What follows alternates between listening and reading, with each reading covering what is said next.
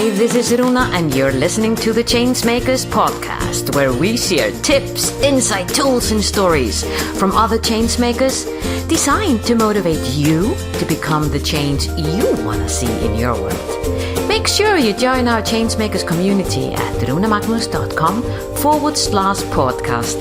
And now, this is your time to sit back, relax, and enjoy. Hey, meet my guest, Susanne Frandsen, one of the Changemakers. In this episode, you're going to be learning quite a lot about why you are in a box, how to get out of it, and what does it mean to go right into the zero zone in life.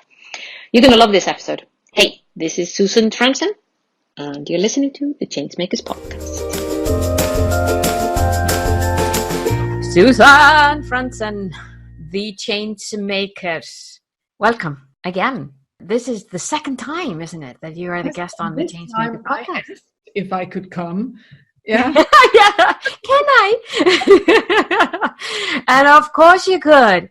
For a good reason. To the listeners, Susanne, if you have not listened to the podcast, the interview that I did with Susanne way back when we were all talking about purpose and passion. Now, what I want this interview to be about is when Susanne, after reading the book, The Story of Boxes, The Good, the Bad, and the Ugly, even Susanne, who has been with us in the process of writing the book and knowing about the boxes and really being in the whole process, she got an aha moment. Susanne, yes. What happened? Tell us. Well, I just love the simplicity of your message and how profound it is at the same time. And I really do believe in my heart that people doing this will help bring humanity to next level. That level of awareness that it brings to people will help us take a quantum leap. And reading that and just seeing how simple it is, and I know this because I help people out of boxes all day long, last day I had 12 hours of helping people out of boxes. So I love boxes, and what I love more is to bring people out of boxes. And as you already know, I also use the new science and how the brain works and epigenetics and quantum physics and how to apply it into helping us out of these boxes, mainly the bad and the ugly boxes, right? Yes. Right. You're the ones that you decide to leave. Yeah, exactly. Tell us, because I know the concept, and I think because this is all linked to our behaviors, it's linked to our brain, it's linked to our program, it's linked to how we work. And can you share with us how you see the programming and what can we do? Yeah. So the way I view it is that these boxes stems from different avenues. Of course, they stem from the avenue of our childhood and also the epigenetics, meaning the programming that we carry throughout ages in our families, on our mother's sides and our father's sides, and also the karmic ones. But those are not so much of my interest because I view it as if what's happening in the now can be released and healed in the now. So we really don't have to bring all that shit into now. But if we take the brain now, actually most of our programming, 70 to 80%, according to Bruce Lipton, the father of epigenetics, says that almost that high amount is pre-programmed before we even enter into this world. And this programming stems from the last 3 months of pregnancy. And then, of course, we have the 7 first years of a kid's life. And both periods are characterized by our brain being into theta wave frequencies. And where we're in this frequency mode, we just, like a swamp, take in everything and we do not question it. It's not like when Aunt Order tells us that we have a loud and weird voice that we, just go back a step and say, oh, she's had a really tough morning.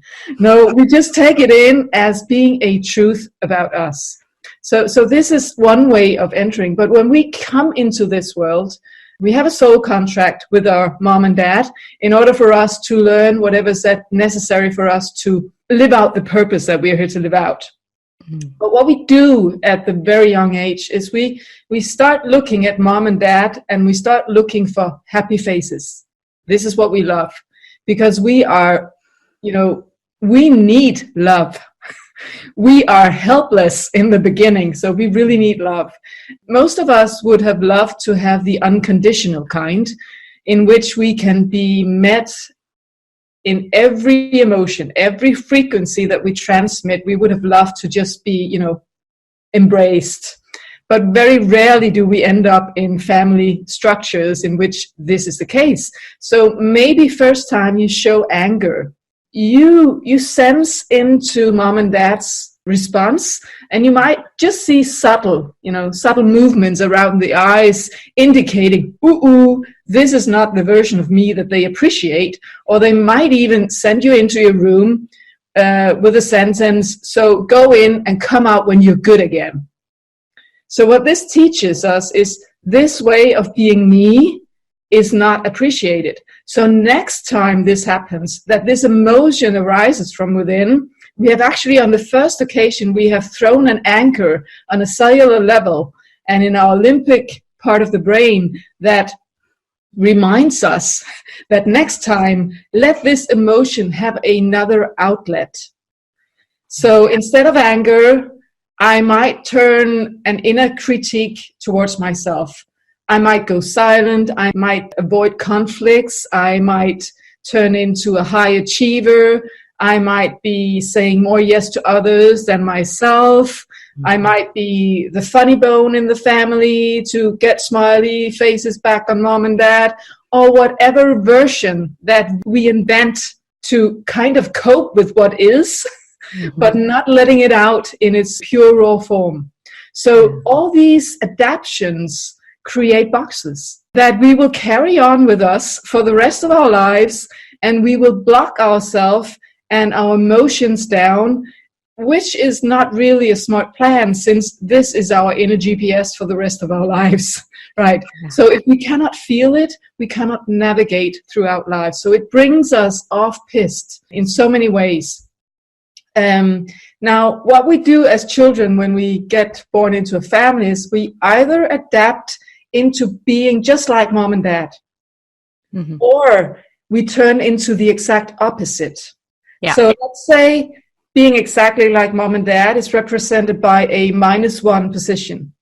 And let's say being the opposite is a +1 position. Both actions are out of balance. So we need to move into the 0 point. And for those of you who are acquainted with the law of attraction or the quantum field, the point 0 field, knows that this is where all creation happens. Wow. So in order for us to really be able to manifest and call out our essence, we need to be in our 0 point. So everywhere where we have a -1 or a +1, whatever box that might represent, life is all about getting out of the boxes and going back to 0. So throughout life, in order for this, because the universe is self-organizing and self-structuring, so it will call forth relationships into your field that will mirror your boxes, whether it be -1 or +1. Yeah. So you will recreate mom and dad in every person that you encounter throughout life, with this mere purpose of you being called back into center. Wow. So that is why it's so essential that we sometimes with our free will, commit ourselves to moving into center, because the way life does it is that, like a pendulum, if you're in a -1 position, in order for you to go into 0, you would have for a while to go into +1, and then -0.5, minus a +0.5, minus 0.25, and so forth, until you're in here. But what you're actually calling forth and trying to, bend it into the big Y of doing this is with your free will to step into the 0 point. So instead of taking that pendulum, which is a much more rough road, you could actually decide right now, right here and now, to step out of the boxes that you don't love. Wow. And when you're saying this, Susanne, I mean, like when Nick and I, when we were writing the book, and the subtitle of the book is that this is the human liberation to peace and happiness. Exactly.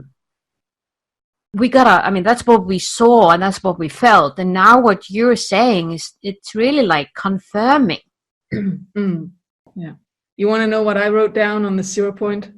Yes, please. Even thinking about your tagline, I wrote down that what you find here is, first of all, you can create from a soul level, but what you also find is the state of peace, calm, neutrality, non-attachment, non-judgment, and freedom to be who you are, which is pretty much what you summed up in your tagline, right? Yeah. So this is the point of creation, and that is why it's so vitally important for us to step into that 0 point by ourselves. Yes. With purpose, on purpose. On purpose. Yeah. And being able to, it has to do with that surrendering bit, doesn't it? It has to do with what Simon Sinek is saying about knowing your why. Mm-hmm. It has to do with really just like when what you talked about, and I don't know how many times I've talked about your masterclass in the May the Change Be With You, when you talk about the difference between being a human being and a human doer. Yeah. It has to do with that. Mm-hmm. And another thing, going back to your point about the shift of the what we're used to in the business world, talking about return on investment, rather than going into what you just talked about in that masterclass again. Now I'm telling everyone about the masterclass. They just have to get the masterclass. But, there you talk about return on energy. Exactly. And which was a big aha for me personally. I thought, oh my God, yes. Yeah. So right now we're growing the movement, and we're looking at how we can finance it, how we can build platforms so people can learn how to do this, because there's quite a lot that not so much on one hand and then quite a lot on the other hand, depending on how I choose to look at it. There needs to be done so that we can overall give people access to this wisdom. I love what you talk about here, Susanne. Where do you see yourself is the next step in the process? And I'm maybe too big at the moment, so why don't we go a little bit more narrow? So if there's a listener here that is on this journey and feels that, I'm onto something here, and I've been searching for tools to take me there, what can you tell them? Well, first, like you did in the beginning, I would like to point people in the direction of my last podcast, because finding your purpose is key. Mm-hmm. Get locked in, because that is your authentic self. And once you see that clearly, you can also see what is it that is holding me back from getting there. And the way I use the Passion Test, which I mentioned, is to do the reprogramming, to actually take the -1 or the +1 and make sentences that, by training them for at least a couple of months, that people bring themselves into that 0 point, where they do find all this peace, calmness, freedom, non-attachment, non-judgment, and all the other sweet things. This is your bliss zone. This is where you stop arguing with reality. Oh, yeah. Oh, gosh. Yeah. This is where you can just be present in the now, because the mind is the worst advisor ever. It has never been in the future, and it does not know how to bring you there. You would have to go back to your heart center to pre-sense what is calling for me from the future. That is the only part of us that can do that. Future. Yeah. You can sense it. You can sense your next best step. But you have to be ready to let go of the old paradigm of no pain, no gain. Yeah. And turn it into the no gain with pain. Because actually life is meant to be easy, gracefully. I usually tell people, if there's only one thing you should listen to and do from what I'm saying is to be like water. Follow the path of least resistance and most joy. That will bring you back into your flow. And that is where you are freed from boxes and on purpose. Free from boxes that are no longer serving you, on purpose. Yeah. And following the flow of the least resistance. This sounds like heaven on earth. It is. It is. I think that is a state of mind that starts in each and every one of us. And coming from that, exactly, this point exactly, coming from each and every one of us. I think most of us know, here comes our brain, know that change starts from within ourselves. Yeah. But for the reason of the boxes, we don't do anything about it. Another day goes by and another day goes by, and it's just a replica of the things that are in that box. And in my perspective, that has to do with the way we operate in the old paradigm. Yeah. We are away from motivated instead of towards motivated.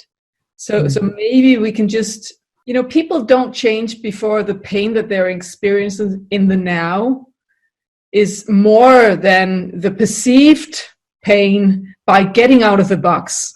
Sometimes people really have to hit rock bottom. Yeah. In order for them to realize that this is not a sustainable path for me. I need to redirect myself. But we always, our inner GPS is our higher self communicating with our lower self 24/7, and we always get these nudges. So please do yourself the favor to navigate by when things start feeling heavy. This is your inner GPS telling you to readjust either your path or your thinking, your boxes. It's supposed to feel light and easy. So if it doesn't, you do have to look within.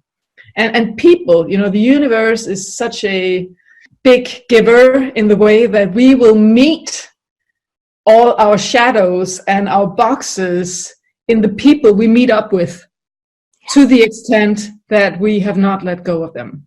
So we always know how far we are by looking at reality. Yeah. So if you meet a lot of idiots out there, guess where you're at. Take it back. So what people mirror to you is either that you judge yourself by being in the same way that you judged them, or they call forth a pattern of action that you resist. So let's say that you are met by people who again and again cross your borders. That they just don't know where your boundaries are. Now that's either because you are crossing other people's borders, or you are reluctant to put up healthy borders for yourself. It's one or the other. Yeah. So that's boxes. Yeah. Those are boxes. Yeah. All these patterns, survival mechanisms that we have adapted ourselves into to maximize the love income in our early childhood, create boxes. Wow. But maybe that is not who you are. Just maybe. Just maybe. Just exactly. maybe. Just maybe. Yeah. You know when you are there. Yeah. So if you feel peace, calmness, non-judgment, neutrality, joy, purpose, fulfillment, if you feel all those things, you have successfully gotten out of all the bad and ugly boxes. So congratulations. If you do not feel it, there's still some work to be done. There is still some work to be done. And I think that's actually a really, really good point. What we've experienced in our work is really about, this is a journey.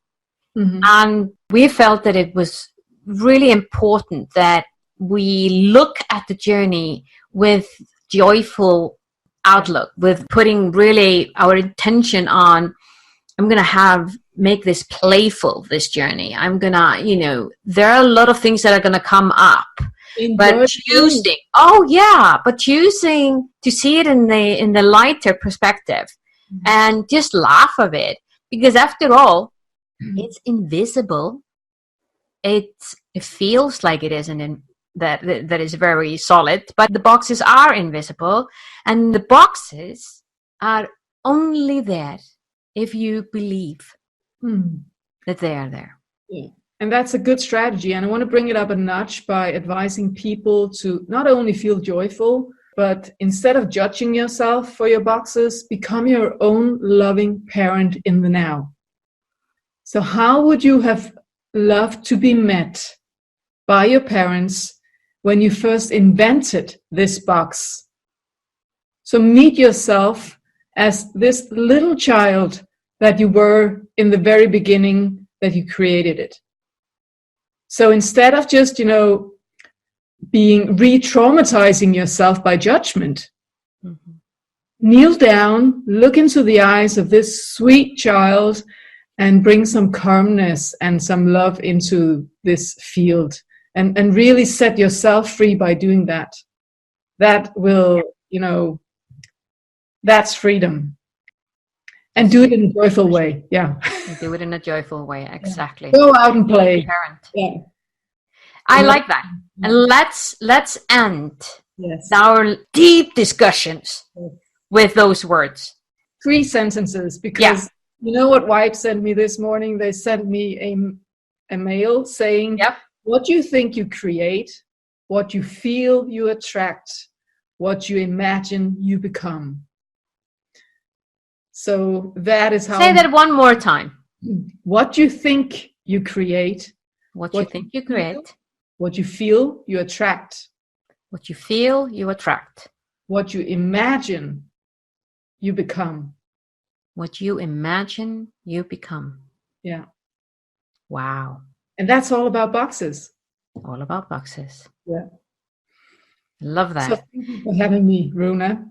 Well, thank you for being such a graceful guest. We need you again to go deeper into this. And for our audience who have not yet joined our Facebook group, Normal Boxes Facebook group, look us up there. And as well, you can also support our movement by going to patreon.com/Normal Boxes, where we are at the moment raising funds to be able to set up an online platform for leaders, coaches, facilitators, teaching them how to use the Normal Boxes methodology, breakfast club and breakthrough events for their own little groups of people. That's it for me.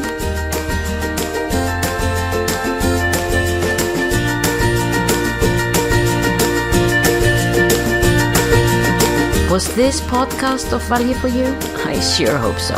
If so, feel free to share the love and give us your generous review on iTunes or Stitcher. And remember that you can always go to runamagnus.com to find out more about the Changemakers and how we can help you drive the change you want to see in your world.